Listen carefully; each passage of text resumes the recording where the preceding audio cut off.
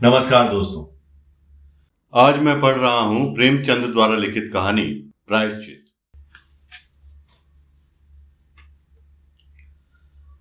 दफ्तर में जरा देर से आना अफसरों की शान है। जितना ही बड़ा अधिकारी होता है उतनी ही देर में आता है और उतने ही सवेरे जाता भी है। चपरासी की हाजिरी 24 घंटे की। वो छुट्टी पर भी नहीं जा सकता, अपना एवज देना पड़ता है। खैर, जब बरेली जिला बोर्ड के हेड क्लर्क बाबू मदारी लाल 11 बजे दफ्तर आए तब मानो दफ्तर नींद से जाग उठा। चपरासी ने दौड़कर बैलगाड़ी ली, अर्दली ने दौड़कर कमरे की चिक उठा दी और जमादार ने डाक की किस्त मेज पर लाकर रख दी। मदारी लाल ने पहला ही सरकारी लिफाफा खोला था कि उनका रंग फक हो गया। वे कई मिनट तक आश्चर्यान्वित हालत में खड़े रहे, मानो सारी ज्ञानेंद्रियां शिथिल हो गई हों। उन पर बड़े बड़े आघात हो चुके थे, पर इतने बदहवास वे कभी न हुए थे। बात यह थी कि बोर्ड के सेक्रेटरी की जो जगह 1 महीने से खाली थी, सरकार ने सुबोध चंद्र को वो जगह दे दी थी। और सुबोध चंद्र वो व्यक्ति था जिसके नाम से ही मदारी लाल को घृणा थी। वो सुबोध चंद्र जो उनका सहपाठी था, जिसे जक देने में उन्होंने कितनी ही चेष्टा की पर कभी सफल ना हुए, वही सुबोध आज उनका अफसर होकर आ रहा था। सुबोध की इधर कई सालों से कोई खबर न थी। इतना मालूम था कि वो फौज में भर्ती हो गया था। मदारी लाल ने समझा वहीं मर गया होगा, पर आज मानो वो जी उठा और सेक्रेटरी होकर आ रहा था। मदारी लाल को उसकी मातहती में काम करना पड़ेगा। इस अपमान से तो मर जाना कहीं अच्छा था। सुबोध को स्कूल और कॉलेज की सारी बातें अवश्य ही याद होंगी। मदारी लाल ने उसे कॉलेज से निकलवा देने के लिए कई बार मंत्र चलाए, झूठे आरोप किए, बदनाम किया। क्या सुबोध सब कुछ भूल गया होगा? नहीं, कभी नहीं। वो आते ही पुरानी कसर निकालेगा। मदारी बाबू को अपनी प्राण रक्षा का कोई उपाय न सूझता था। मदारी और सुबोध के ग्रहों में ही विरोध था। दोनों एक ही दिन एक ही शाला में भर्ती हुए थे और पहले ही दिन से दिल में ईर्ष्या और द्वेष की चिंगारी वो पड़ गई थी, जो आज 20 साल बीतने पर भी न बुझी थी। सुबोध का अपराध यही था कि वो मदारी लाल से हर एक बात में बढ़ा हुआ था। डील डॉल, रंग रूप, रीति व्यवहार, विद्या बुद्धि, ये सारे मैदान उसके हाथ थे। मदारी लाल ने उसका यह अपराध कभी क्षमा नहीं किया। सुबोध 20 वर्ष तक निरंतर उनके हृदय का कांटा बना रहा। जब सुबोध डिग्री लेकर अपने घर चला गया और मदारी फेल होकर इस दफ्तर में नौकर हो गए, तब उनका चित्त शांत हुआ। किंतु जब यह मालूम हुआ कि सुबोध बसरे जा रहा है, तब तो मदारी लाल का चेहरा खिल उठा। उनके दिल से वो पुरानी फांस निकल गई। पर हतभाग्य, आज वो पुराना नासूर शतगुण 30 और जलन के साथ खुल गया। आज उनकी किस्मत सुबोध के हाथ में थी। ईश्वर इतना अन्यायी है, विधि इतनी कठोर। जब जरा चित्त शांत हुआ तब मदारी ने दफ्तर के क्लर्कों को सरकारी हुक्म सुनाते हुए कहा, अब आप लोग जरा हाथ पांव संभाल कर रहिएगा। सुबोध चंद्र वे आदमी नहीं है जो भूलों को क्षमा कर दें। एक क्लर्क ने पूछा, क्या बहुत सख्त हैं? मदारी लाल ने मुस्कुराकर कहा, वो तो आप लोगों को 2-4 दिन में ही पता लग जाएगा। मैं अपने मुंह से किसी की क्यों शिकायत करूं? बस चेतावनी दे दी कि जरा हाथ पांव संभाल के रहिएगा। आदमी योग्य है पर बड़ा ही क्रोधी, बड़ा दंभी। गुस्सा तो उसकी नाक पर रहता है, खुद हजारों हजम कर जाए और डकार तक न ले। पर क्या मजाल कि कोई मातहत एक कौड़ी भी हजम करने जाए। ऐसे आदमी से ईश्वर ही बचाए। मैं तो सोच रहा हूं कि छुट्टी लेकर घर चला जाऊं। दोनों वक्त हाजिरी घर पर बजानी होगी। आप लोग आज से सरकार के नौकर नहीं, सेक्रेटरी साहब के नौकर हैं। कोई उनके लड़के को पढ़ाएगा, कोई बाजार से सौदा सुलूफ लाएगा और उन्हें कोई अखबार सुनाएगा, और चपरासियों के तो शायद दफ्तर में दर्शन ही ना हो। इस प्रकार सारे दफ्तर को सुबोध चंद्र की तरफ से भड़काकर मदारी लाल ने अपना कलेजा ठंडा किया। इसके 1 सप्ताह बाद सुबोध चंद्र गाड़ी से उतरे, तब स्टेशन पर दफ्तर के सब कर्मचारियों को हाजिर पाया। सब उनका स्वागत करने आए थे। मदारी लाल को देखते ही सुबोध लपक कर उनके गले से लिपट गए और बोले, तुम खूब मिले भाई, यहां कैसे आए? ओह, आज एक युग के बाद भेंट हुई। मदारी लाल बोले, यहां जिला बोर्ड के दफ्तर में हेड क्लर्क हूं। आप तो कुशल से हैं। सुबोध, अजी मेरी ना पूछो। बसरा, फ्रांस, मिस्र और न जाने कहां कहां मारा मारा फिरा। तुम दफ्तर में हो, ये बहुत ही अच्छा हुआ। मेरी तो समझ ही में ना आता था कि कैसे काम चलेगा। मैं तो बिल्कुल कोरा हूं, मगर जहां जाता हूं मेरा सौभाग्य ही मेरे साथ जाता है। बसरे में सभी अफसर खुश थे। फ्रांस में भी खूब चेंज किए। 2 साल में कोई 25,000 रुपए बना लाए और सब उड़ा दिया। वहां से आकर कुछ दिन कोऑपरेशन दफ्तर में मटर गश्ती करता रहा। यहां आया तब तुम मिल गए क्लर्कों को देखकर। ये लोग कौन है? मदारी लाल के हृदय में बर्छियां सी चल रही थी। दुष्ट 25,000 रुपए बसरे में कमा लाया, यहां कलम घिसते घिसते मर गए और 500 भी ना जमा कर सके। बोले कर्मचारी हैं, सलाम करने आए हैं। सुबोध ने उन सब लोगों से बारी बारी से हाथ मिलाया और बोला, आप लोगों ने व्यर्थ ये कष्ट किया, बहुत आभारी हूं। मुझे आशा है कि आप सब सज्जनों को मुझसे कोई शिकायत न होगी। मुझे अपना अफसर नहीं, अपना भाई समझिए। आप सब लोग मिलकर इस तरह काम कीजिए कि बोर्ड की नेक नामी हो और मैं भी सुखपूर्वक रहूं। आपके हेड क्लर्क साहब तो मेरे पुराने मित्र और लंगोटिया यार हैं। एक वाक चतुर क्लर्क ने कहा, हम सब हुजूर के ताबेदार हैं, यथाशक्ति आपको असंतुष्ट न करेंगे, लेकिन आदमी ही हैं। अगर कोई भूल हो भी जाए तो हुजूर उसे क्षमा करेंगे।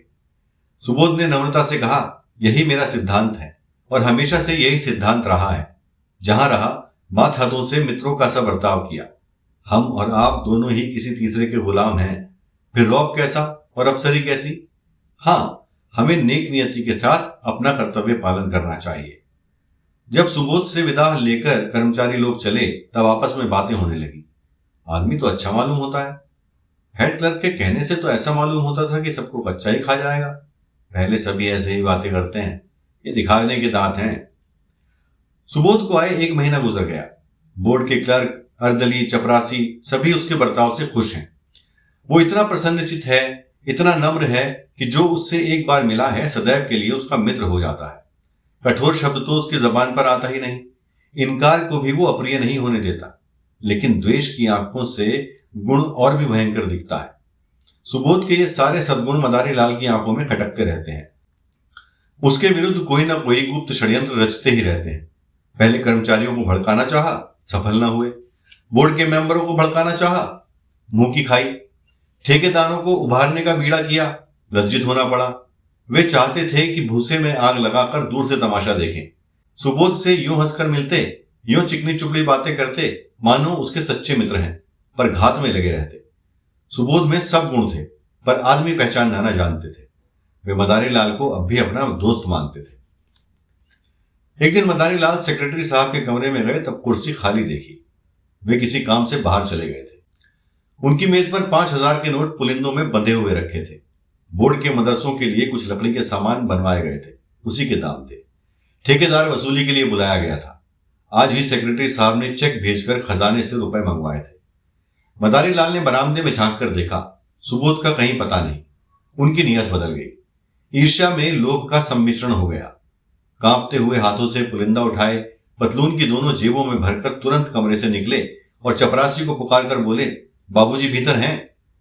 चपरासी आप ठेकेदार से कुछ वसूल करने की खुशी में फूला हुआ था। सामने वाले तमोली की दुकान से आकर बोला, जी नहीं, कचहरी में किसी से बात कर रहे हैं, अभी अभी तो गए हैं। मदारी लाल ने दफ्तर में आकर एक क्लर्क से कहा, ये मिसिल ले जाकर सेक्रेटरी साहब को दिखाओ। क्लर्क मिसिल लेकर चला गया। जरा देर में लौटकर बोला, सेक्रेटरी साहब कमरे में न थे, फाइल मेज पर रखाया हूं। मदारी लाल ने मुंह सिकोड़कर कहा, कमरा छोड़कर कहां चले जाया करते हैं, किसी दिन धोखा खाएंगे। क्लर्क ने कहा, उनके कमरे में दफ्तर वालों के सिवा और जाता ही कौन है? मदारी लाल ने तीव्र स्वर में कहा, तो क्या दफ्तर वाले सबके सब देवता हैं? कब किसकी नीयत बदल जाए कोई कह नहीं सकता। मैंने छोटी छोटी रकमों पर अच्छों की नीयतें बदलते देखी हैं। इस वक्त हम सभी साह हैं, लेकिन अवसर पाकर शायद ही कोई चूके। मनुष्य की यही प्रकृति है। आप जाकर उनके कमरे के दोनों दरवाजे बंद कर दीजिए। क्लर्क ने डालकर कहा, चपरासी तो दरवाजे पर बैठा हुआ है। मदारी लाल ने झुंझलाकर कहा, आपसे जो मैं कहता हूं वो कीजिए। कहने लगे, चपरासी बैठा हुआ है। चपरासी कोई ऋषि है, मुनि है? चपरासी कुछ उड़ा दे तो आप उसका क्या कर लेंगे? जमानत भी है तो 300 की, यहां एक एक कागज लाखों का है। ये कहकर मदारी लाल खुद उठे और दफ्तर के द्वार दोनों तरफ से बंद कर दिए। जब चित्त शांत हुआ तब नोटों के पुलिंदे जेब से निकालकर एक अलमारी में कागजों के नीचे छिपा कर रख दिए। फिर आकर अपने काम में व्यस्त हो गए। सुबोध चंद्र कोई घंटे भर में लौटे, तब उनके कमरे का द्वार बंद था। दफ्तर में आकर मुस्कुराते हुए बोले, मेरा कमरा किसने बंद कर दिया है भाई? क्या मेरी बेदखली हो गई है? मदारी लाल ने खड़े होकर मृदु तिरस्कार दिखाते हुए कहा, साहब गुस्ताखी माफ हो। आप जब कभी बाहर जाएं, चाहे 1 ही मिनट के लिए क्यों ना हो, तब दरवाजा बंद कर दिया करें। आपकी मेज पर रुपए, पैसे और सरकारी कागज पत्र बिखरे पड़े रहते हैं। न जाने कब किस वक्त किसकी नीयत बदल जाए। मैंने अभी सुना कि आप कहीं गए हैं, तब दरवाजे बंद कर दिए। सुबोध चंद्र द्वार खोलकर कमरे में गए और सिगार पीने लगे। मेज पर नोट रखे हुए हैं, इसकी खबर ही न थी। सहसा ठेकेदार ने आकर सलाम किया। सुबोध कुर्सी से उठ बैठे और बोले, तुमने बहुत देर कर दी, तुम्हारा इंतजार कर रहा था। 10 ही बजे रुपए मंगवा लिए थे, रसीद लिखवा लाए हो ना? ठेकेदार, हुजूर रसीद लिखवा लाया हूं। सुबोध, तो अपने रुपए ले जाओ। तुम्हारे काम से मैं बहुत खुश नहीं हूं। लकड़ी तुमने अच्छी नहीं लगाई और काम में सफाई भी नहीं है। अगर ऐसा काम फिर करोगे तो ठेकेदारों के रजिस्टर से तुम्हारा नाम निकाल दिया जाएगा। ये कहकर सुबोध ने मेज पर निगाह डाली। तब नोटों के पुलिंदे न थे। सोचा शायद किसी फाइल के नीचे दब गए हों। कुर्सी के समीप के सब कागज उलट पलट डाले, मगर नोटों का कहीं पता नहीं। हैं? नोट कहाँ गए? अभी तो यहीं मैंने रख दिए थे, जा कहाँ सकते हैं? फिर फाइलों को उलटने पलटने लगे। दिल में जरा जरा धड़कन होने लगी। सारी मेज के कागज छान डाले, पुलिंदों का पता नहीं। तब वे कुर्सी पर बैठकर इस आधा घंटे में होने वाली घटनाओं की मन में आलोचना करने लगे। चपरासी ने नोटों के पुलिंदे लाकर मुझे दिए, खूब याद है। भला ये भी कोई भूलने की बात है? और इतनी जल्द? मैंने नोटों को लेकर यही मेज पर रख दिया, गिना तक नहीं। फिर वकील साहब आ गए, पुराने मुलाकाती हैं। उनसे बातें करता जरा उस पेड़ तक चला गया। उन्होंने पान मंगवाए, बस इतनी ही देर हुई। जब गया हूं तब पुलिंदे रखे हुए थे, खूब अच्छी तरह याद है। तब ये नोट कहाँ गायब हो गए? मैंने किसी संदूक, दराज या अलमारी में भी नहीं रखे। फिर गए तो कहाँ? शायद दफ्तर में किसी ने सावधानी के लिए उठाकर रख दिए हों। यही बात है, मैं व्यर्थ ही इतना घबरा गया। छी! तुरंत दफ्तर में आकर मदारी लाल से बोले, आपने मेरी मेज पर से नोट तो उठाकर नहीं रख दिए? मदारी लाल ने भौचक्के होकर कहा, क्या आपकी मेज पर नोट रखे हुए थे? मुझे तो खबर ही नहीं। अभी पंडित सोहनलाल एक फाइल लेकर गए थे, तब आपको कमरे में न देखा। जब मुझे मालूम हुआ कि आप किसी से बातें करने चले गए हैं, तब दरवाजे बंद करा दिए। क्या कुछ नोट नहीं मिल रहे हैं? सुबोध आंखें फैलाकर बोले, अरे साहब, पूरे 5,000 के हैं, अभी अभी चेक भुनाया है। मदारी लाल ने सिर पीट कर कहा, पूरे 5,000? हे भगवान, आपने मेज पर खूब देख लिया है। अजी 15 मिनट से तलाश कर रहा हूं। चपरासी से पूछ लिया कि कौन कौन आया था? आइए जरा आप लोग भी तलाश कीजिए, मेरे तो होश उड़े हुए हैं। सारा दफ्तर सेक्रेटरी साहब के कमरे की तलाशी लेने लगा।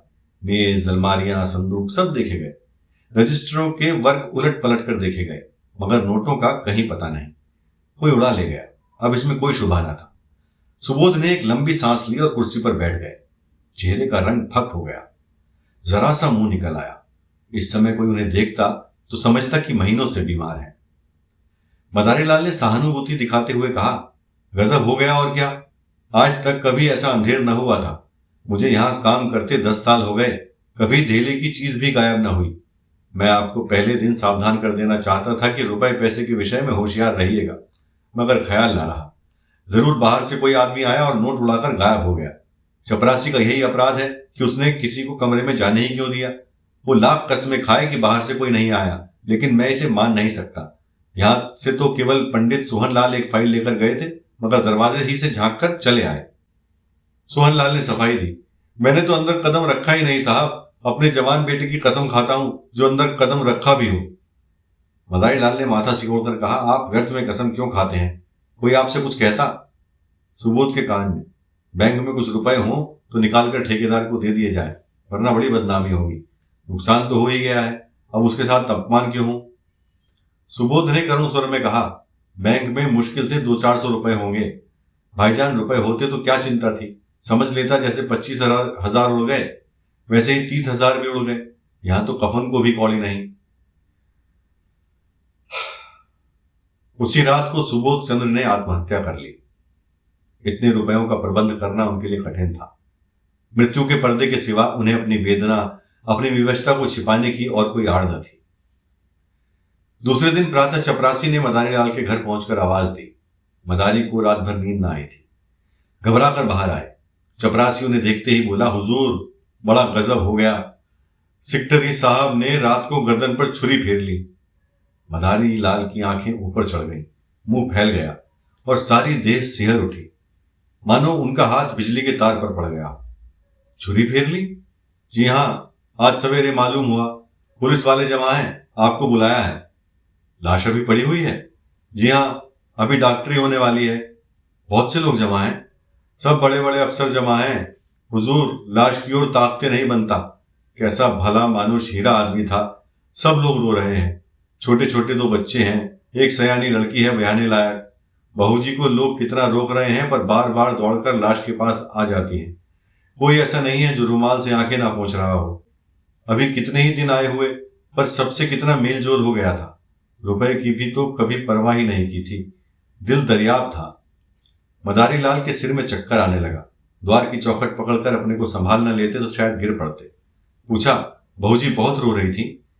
कुछ न पूछिए हुजूर, पेड़ की पत्तियां झड़ी जाती हैं, आंख फूलकर गूलर हो गई हैं। कितने लड़के बतलाए तुमने? हुजूर 2 लड़के हैं और 1 लड़की। नोटों के बारे में भी बातचीत हो रही होगी? जी हाँ, सब लोग यही कहते हैं कि दफ्तर के किसी आदमी का काम है। दारोगा जी तो सोहनलाल को गिरफ्तार करना चाहते थे, पर साइद आपसे सलाह लेकर करेंगे। सेक्रेटरी साहब तो लिख गए हैं कि मेरा किसी पर शक नहीं है। क्या सेक्रेटरी साहब कोई खत लिखकर छोड़ गए हैं? हाँ, मालूम होता है छुरी चलाते वक्त याद आई कि सुबह में दफ्तर के सब लोग पकड़ लिए जाएंगे। बस कलेक्टर साहब के नाम चिट्ठी लिख दी। चिट्ठी में मेरे बारे में भी कुछ लिखा है? तुम्हें ये क्या मालूम होगा? हुजूर, अब मैं क्या जानूं? इतना सब लोग कहते थे कि आपकी बड़ी तारीफ लिखी है। मदारी लाल की सांस और तेज हो गई। आंखों से आंसू की 2 बड़ी बड़ी बूंदें गिर पड़ी। आंखें पोंछते हुए बोले, वे और मैं एक साथ के पड़े थे नंदू। 8-10 साल साथ रहा। साथ उठते बैठते, साथ खाते, साथ खेलते, बस इसी तरह रहते थे जैसे 2 सगे भाई रहते हों। खत में मेरी क्या तारीफ लिखी है? मगर तुम्हें क्या मालूम होगा? आप तो चल ही रहे हैं, देख लीजिएगा। कफन का इंतजाम हो गया? नहीं हुजूर, कहा है ना कि अभी लाश की डॉक्टरी होगी।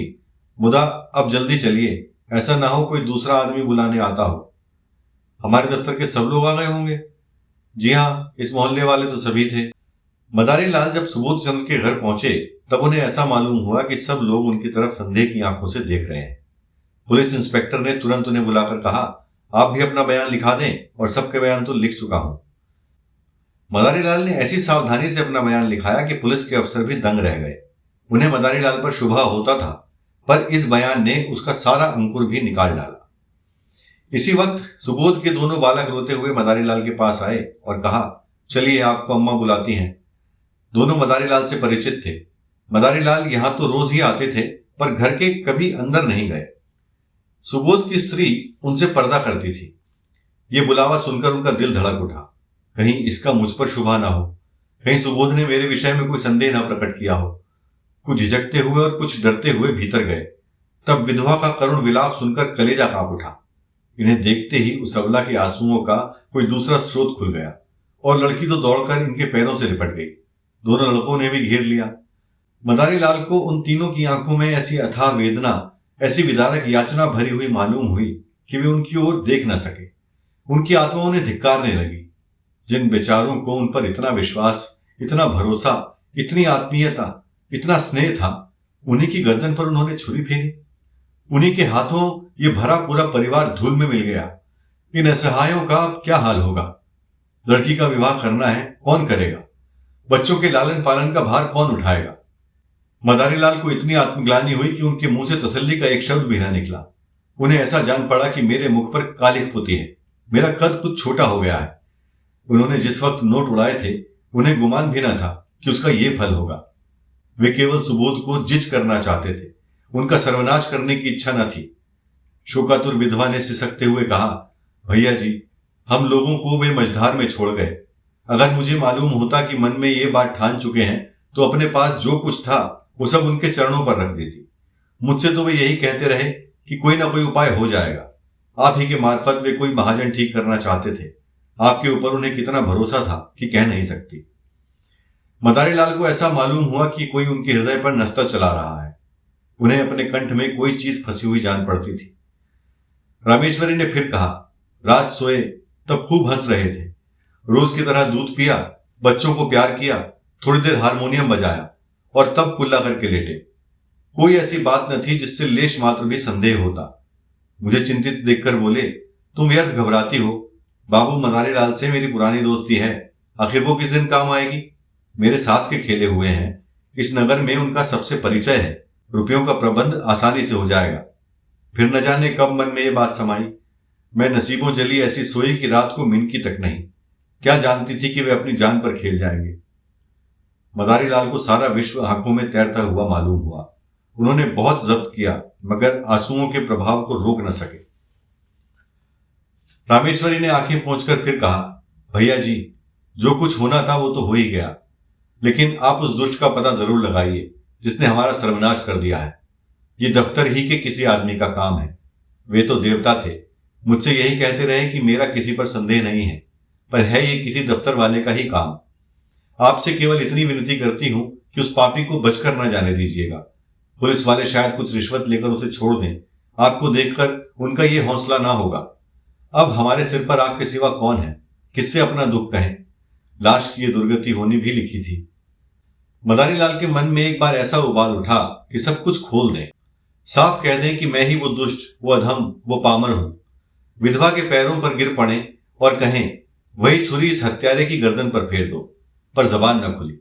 इसी दशा में बैठे बैठे उनके सिर में ऐसा चक्कर आया कि वे जमीन पर गिर पड़े। तीसरे पहर लाश की परीक्षा समाप्त हुई। अर्थी जलाशय की ओर चली। सारा दफ्तर, सारे हुक्काम और हजारों आदमी थे। दाह संस्कार लड़कों को करना चाहिए था, पर लड़के नाबालिग थे। इसलिए विधवा चलने को तैयार हो रही थी कि मदारी लाल ने जाकर कहा, बहू जी, ये संस्कार मुझे करने दो। तुम क्रिया पर बैठ जाओगी तो बच्चों को कौन संभालेगा। सुबोध मेरे भाई थे। जिंदगी में उनके साथ कुछ सलूक ना कर सका। अब जिंदगी के बाद मुझे दोस्ती का कुछ हक अदा कर लेने दो। आखिर मेरा भी तो उन पर कुछ हक था। रामेश्वरी ने रोकर कहा, आपको भगवान ने बड़ा उदार हृदय दिया है भैया जी, नहीं तो मरने पर कौन किसकी पूछता है। दफ्तर के और लोग जो आधी आधी रात तक हाथ बांधे खड़े रहते थे, झूठी बात पूछने ना आए कि जरा ढाढ़स होता। मदारी लाल ने दाह संस्कार किया। 13 दिन तक क्रिया पर बैठे रहे। 13वें दिन पिंडदान हुआ। ब्राह्मणों ने भोजन किया, भिखारियों को अन्नदान दिया गया, मित्रों की दावत हुई, और ये सब कुछ मदारी लाल ने अपने खर्च से किया। रामेश्वरी ने बहुत कहा कि आपने जितना किया उतना ही बहुत है। अब मैं आपको और जेरबार नहीं करना चाहती। दोस्ती का हक इससे ज्यादा कोई और क्या अदा करेगा। मगर मदारी लाल ने एक न सुनी। सारे शहर में उनके यश की धूम मच गई कि मित्र हो तो ऐसा हो। 16वें दिन विधवा ने मदारी लाल से कहा, भैया जी, आपने हमारे साथ जो उपकार और अनुग्रह किए हैं उनसे हम मरते दम तक ऋणी नहीं हो सकते। आपने हमारी पीठ पर हाथ न रखा होता तो न जाने हमारी क्या गति होती। कहीं रुख की भी छाह तो नहीं थी। अब हमें घर जाने दीजिए। वहां देहात में खर्च भी कम होगा और कुछ खेती बाड़ी का सिलसिला भी कर लूंगी। किसी न किसी तरह विपत्ति के दिन कट ही जाएंगे। इसी तरह हमारे ऊपर दया रखिएगा। मदारी लाल ने पूछा, घर पर कितनी जायदाद है। रामेश्वरी, जायदाद क्या है, एक कच्चा मकान है और 10-12 बीघे की काश्तकारी है। पक्का मकान बनवाना शुरू किया था, मगर रुपए पूरे ना पड़े, सभी अधूरा पड़ा हुआ है। 10-12 हजार खर्च हो गए और अभी छत पड़ने की नौबत नहीं आई। मदारी लाल, कुछ रुपए बैंक में जमा हैं या बस खेती का ही सहारा है। विधवा, जमा तो एक पाई भी नहीं है भैया जी। उनके हाथ में रुपए रहने ही नहीं पाते थे, बस वही खेती का सहारा है। मदारी, तो उन खेतों में इतनी पैदावार हो जाएगी कि लगान भी अदा हो जाए और तुम लोगों की गुजर बसर भी हो। रामेश्वरी, और कर ही क्या सकते हैं भैया जी, किसी ना किसी तरह जिंदगी तो काटनी ही है। बच्चे ना होते तो मैं जहर खा लेती। मदारी, और अभी बेटी का विवाह भी तो करना है। विधवा, उसके विवाह की अब कोई चिंता नहीं। किसानों में ऐसे बहुत से मिल जाएंगे जो बिना कुछ लिए दिए विवाह कर लेंगे। मदारी लाल ने एक क्षण सोचकर कहा, अगर मैं कुछ सलाह दूं तो उसे मानेंगी आप। रामेश्वरी, भैया जी, आपकी सलाह ना मानूंगी तो किसकी सलाह मानूंगी, और दूसरा है ही कौन। मदारी, तो आप अपने घर जाने के बदले मेरे घर चलिए। जैसे मेरे बाल बच्चे रहेंगे वैसे ही आपके भी रहेंगे। आपको कष्ट ना होगा। ईश्वर ने चाहा तो कन्या का विवाह भी किसी अच्छे कुल में हो जाएगा। विधवा की आंखें सजल हो गईं। बोली, मगर भैया जी सोचिए। मदारी लाल ने बात काट कर कहा, मैं कुछ न सोचूंगा और न कोई उजर सुनूंगा। क्या 2 भाइयों के परिवार एक साथ नहीं रहते। सुबोध को मैं अपना भाई समझता था और हमेशा समझूंगा। विधवा का कोई उजर न सुना गया। मदारी लाल सबको अपने साथ ले गए और आज 10 साल से उनका पालन कर रहे हैं। दोनों बच्चे कॉलेज में पढ़ते हैं और कन्या का एक प्रतिष्ठित कुल में विवाह हो गया है। मदारी लाल और उनकी स्त्री तन मन से रामेश्वरी की सेवा करते हैं और उनके इशारों पर चलते हैं। मदारी लाल सेवा से अपने पाप का प्रायश्चित कर रहे हैं।